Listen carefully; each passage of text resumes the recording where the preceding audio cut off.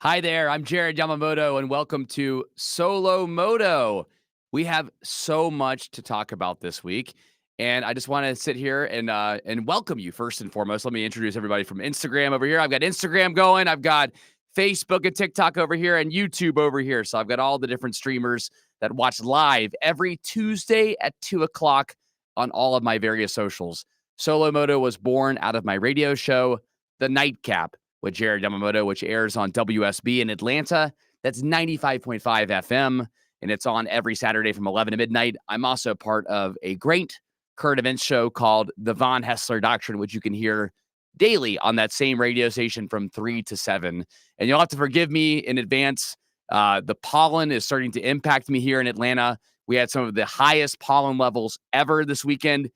Thankfully, I was in Canada for a wedding, and so I've literally gone from beautiful Canadian snow to just this ATL pollen everywhere, yellow snow everywhere here in the Atlanta area. So forgive me if I sound a little more nasally than usual. I know that you could probably see it in my eyes here too.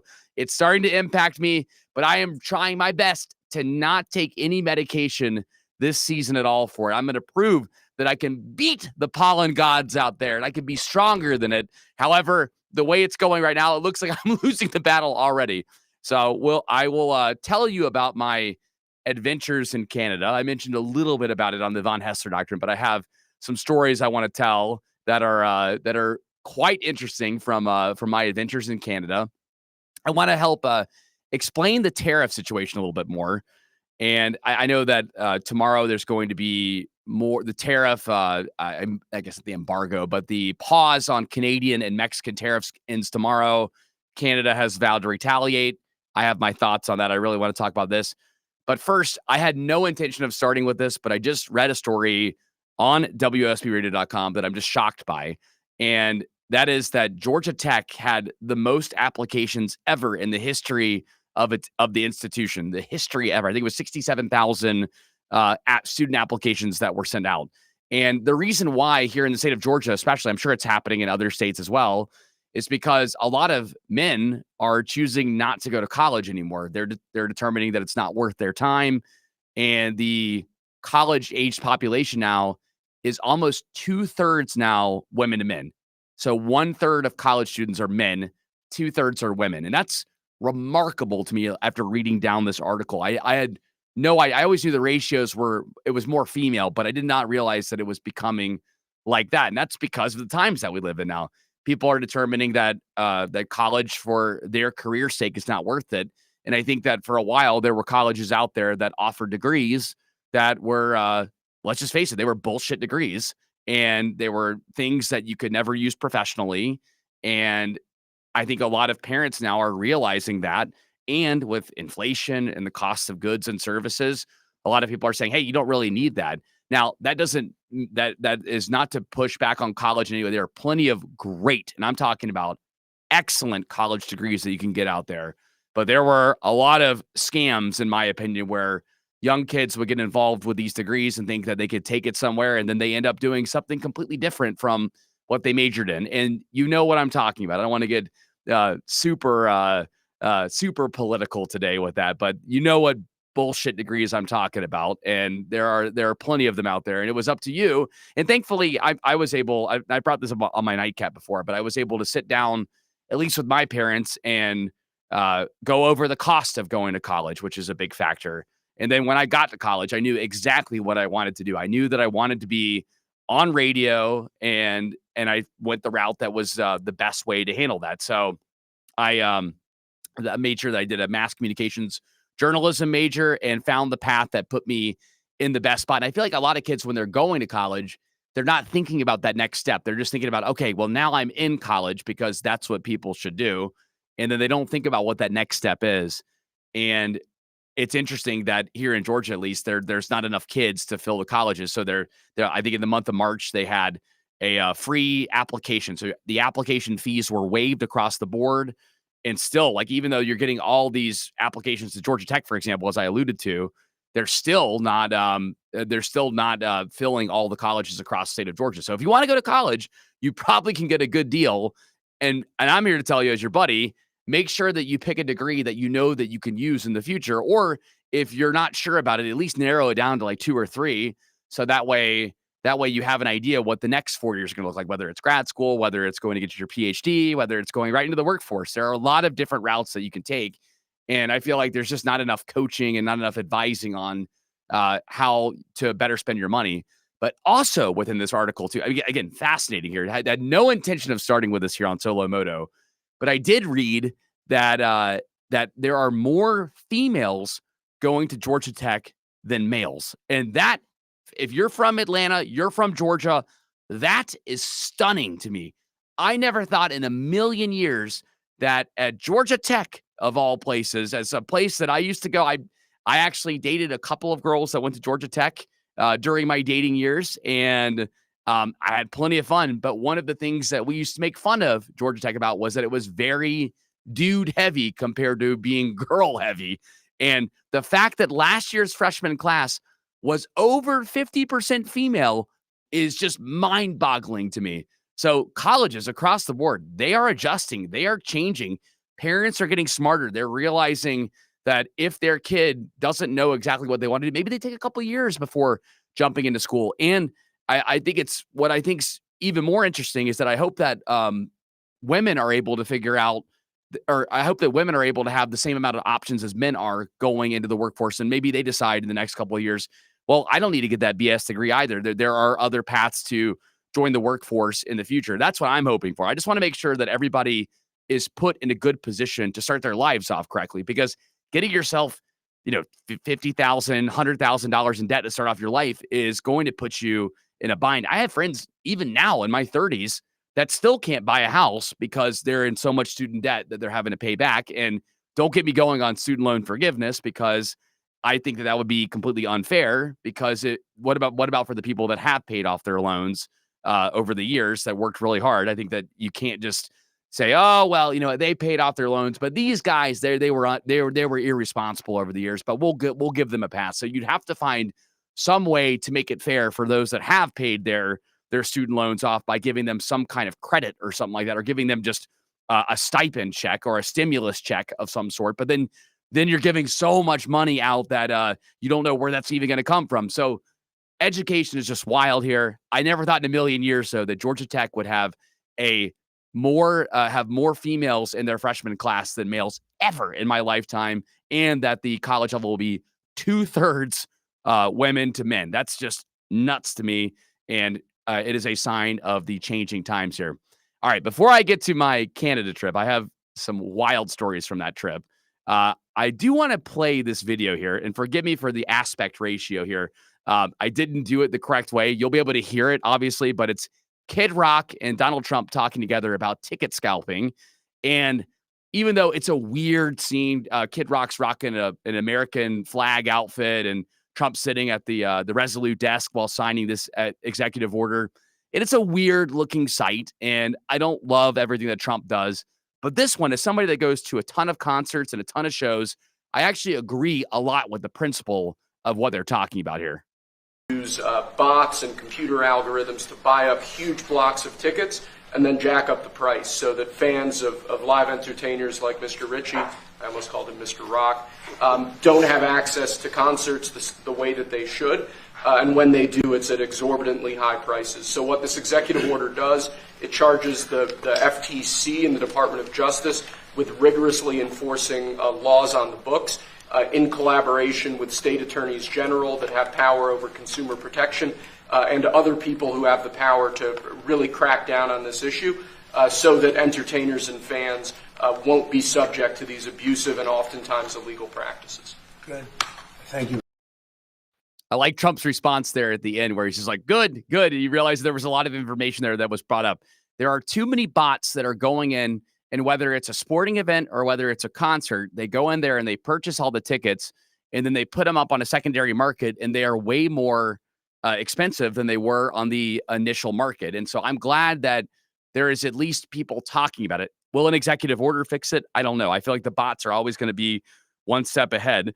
For me, as somebody that goes to a ton of concerts and a ton of sporting events, I try to get in as early as possible to buy the tickets. So that way I can avoid the scalpers jumping in immediately, or these ticket scalper bots that are jumping in immediately and buying all these tickets and doing that. And I'm glad that people are aware.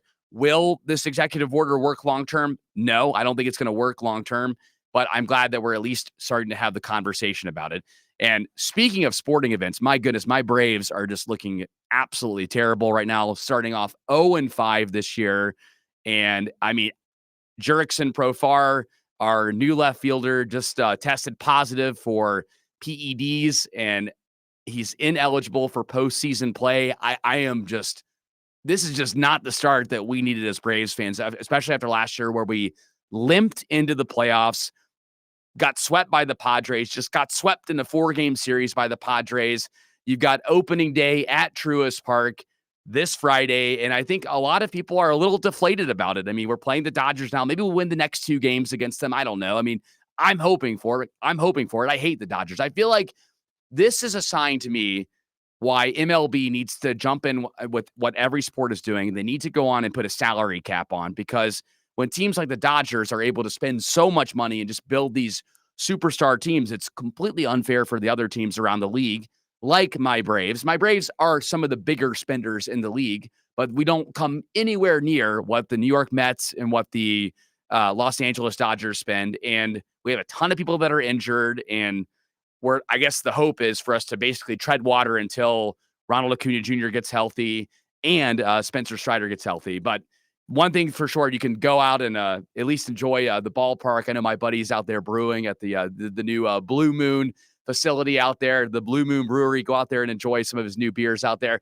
Hell, even if the Braves lose, it's okay. You can go out and have a good time drinking some beers and having fun with your friends out there this Friday, Saturday, and Sunday for opening weekend at Truist Park. I'm not pushing the panic button yet, but again, to have your left fielder test positive for PEDs and for to start off 0-5, not the best way to start the season. I can assure you that is not the best way to start the season. I see Spencer on my Instagram says, I got my GED and I'm working in construction, making 75 to 80K a year. That's the point that I'm making there, Spencer. A lot of people go to college.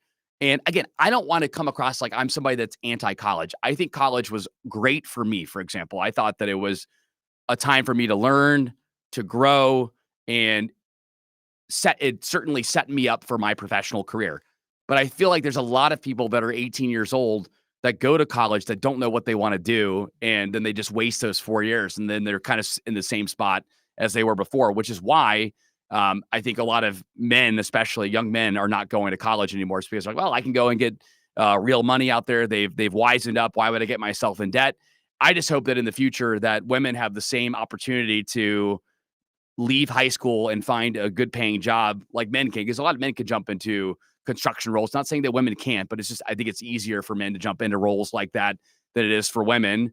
And I just hope that that there are more openings for women like that to have the option, at least, to not go to college right away. And if you are one of those kids that knows what you want to do immediately, then college is the perfect track for you. So I'm here to tell you that there are other options out there than just going the traditional.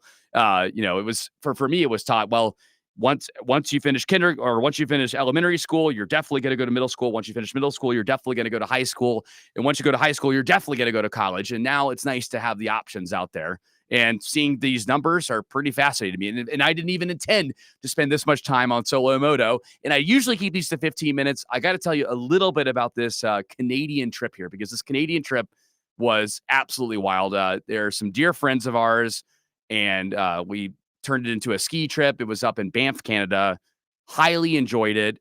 We went, skiing for a couple days and then enjoyed the wedding festivities and explored the town of Banff for a while. And Banff is in Alberta, which Alberta, I'd say most people were very friendly towards Americans, despite everything that's going on with the tariffs and everything. I know people are upset with all the tariff wars and all that stuff, and I intend to get to that here in a second. But what was interesting was I heard for the first time ever, a couple of Canadians that I was talking to at a bar that were actually willing to join the United States. Like, I was like, what? Like, I had never heard that before. And they liked the idea of having choices by coming to the United States and being just a part of something bigger. I had never heard that perspective before. Most of the Canadians I talked to were incredibly friendly, very nice, and we would, kind of jab each other a little bit, got a little bit of Canadian sass every now and then from them. But overall, they were super nice. Now, I will say this, when it came to the Canadian government workers and airport workers, they were total tools to us. They were jerks to us. They made us empty out our bags multiple times while going through security pre-clearance to get into the airport. They had weird rules. Some of our friends missed flights because of the weird, inconsistent rules with what their websites were. It was a bad experience for some of our group that was out there. Even the Canadian police got involved at one point, and I can tell you that anybody that was involved with the Canadian government, for the most part, were just jerks to us. And I'm like, oh my gosh, okay, well, I don't know why they're taking it out on the people of America when we don't have a say as to how the direction of the country goes. I mean, I guess we got to vote, but we can't make every decision that Donald Trump is making now. We're not in his head for every one of those decisions. So I felt like that was a bit unfair, and I certainly noticed it and picked up on it. And aside from one other person that was a jerk to me, I would say it was the people of Canada, very nice. Government workers, not very nice within Canada. Now, with the tariff stuff, I know people are freaking out about this, and I've already gone over my time here. So let me just break it down in its simplest form here. The intention is to get manufacturing and more jobs into the United States. Totally get it. Love that idea. And I think having a little bit of pain now for gain later is a good idea. But the problem is, especially with auto jobs and car jobs, is that the second you get more of these manufacturing plants in the United States or bring these jobs back to the US, what my biggest fear is that we're going to go to robotics and AI immediately. Like we're going to, instead of these being workers that are building these cars in Mexico, workers that are building these cars in China or wherever it is, Europe, the second that we bring these jobs to the United States, which first off, it doesn't happen like that. It takes years to build plants in the United States. So it's a big gamble on Trump's part to do that. But not only that, I feel like these companies are going to try to cut costs as much as they can and try to have robotics and AI end up building the cars for the future. So I'm here to tell you, for those that are all gung-ho about Trump bringing the jobs here, be careful. You have to be able to see a couple steps ahead as to where he's going. And you also have to criticize and understand where his perspective is on things. And also, it is possible, especially for my Trump-loving friends out there, that he is wrong on this one. And that's my biggest fear with the possibility of all these tariffs going for a super long time. Now, I've gone way over my time here. I write all of these notes every single week. Thank you so much for hanging out with me here on Solo Moto. Again, I do these every Tuesday at 2 o'clock, whether it's live or whether you're watching back. I appreciate you so much. Go on and give me a follow on all my other socials out there. Just look for Jared Yamamoto.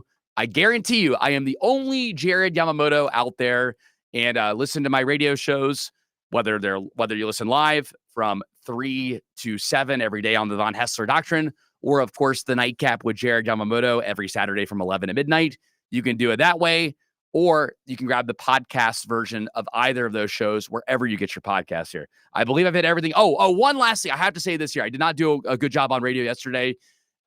While boarding my flight back from Salt Lake to Atlanta, this super nice pilot recognized me and gave me a shout out. And I wish I had gotten his name. Thank you so much for the safe flight, getting us back home 30 minutes early. And it's awesome that you listen to the show. I really, really appreciate the kind words that you said to me, and I will not let you down. I promise. I come in and I want to make sure that I put on a damn good show every single day, and or at least whether I'm hosting it or whether I'm a part of it, I want to make sure that I'm bringing it every day. And as a pilot, you do way harder work than I do every single day. So to hear you say that about what I do really just made me blush. And I'm like, listen, you're the pilot. You're doing a lot. You're doing something way more valuable and way more cooler than what I do every single day. All right, I'm way over time. See you next week or on my radio shows. Bye.